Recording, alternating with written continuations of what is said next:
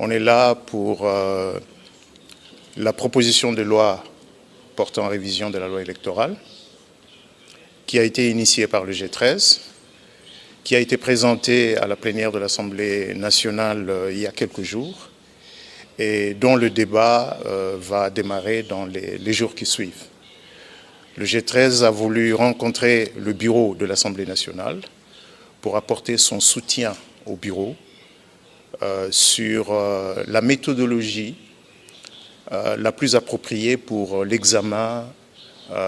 et le débat de cette proposition de loi qui, comme vous le savez, est un texte majeur pour la préparation des élections prévues en 2023, l'année prochaine. Il est important de souligner que la proposition de loi déposée par le G13 est elle-même le produit d'un large consensus. Parce que le G13, rappelez-vous, avait pris le bâton de pèlerin, avait rencontré toutes les couches sociales, tous les acteurs politiques, tous les regroupements politiques qui avaient bien voulu discuter avec nous. C'est les points convergents de ces discussions qui se retrouvent dans cette proposition de loi. Mais aujourd'hui, le texte est à l'Assemblée. Aujourd'hui, c'est un débat parlementaire.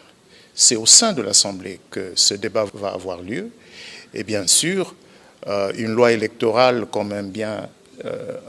le rappeler le professeur Njoli qui est à mes côtés, c'est une loi d'arbitrage, c'est une loi qui fixe les grandes règles du choix des animateurs des institutions politiques. Cette loi a donc besoin d'un plus large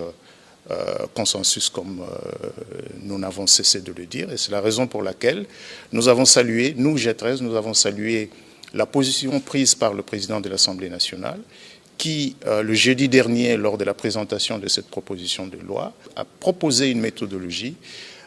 permettant d'avoir un débat apaisé et un débat éclairé qui permettra aussi